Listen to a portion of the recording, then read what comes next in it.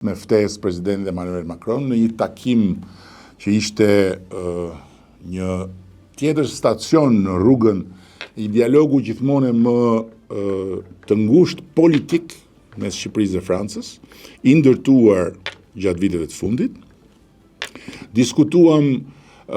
mbi ecurinë e projekteve të partneritetit strategjik mes dy vendeve. Patjetër cekëm çështjen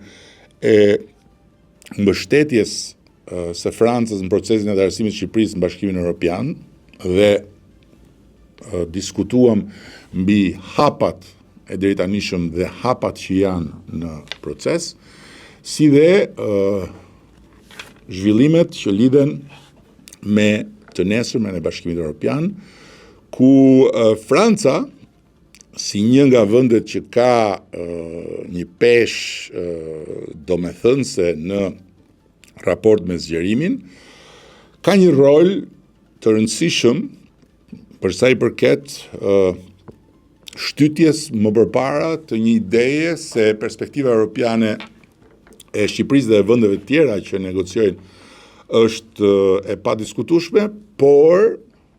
nga ana tjetër duhen gjetur mekanizma të rinj, gjë që u shkrua edhe në letrën e përbashkët të presidentit Emmanuel Macron me kancelarin Friedrich Merz. Nga ana tjetër,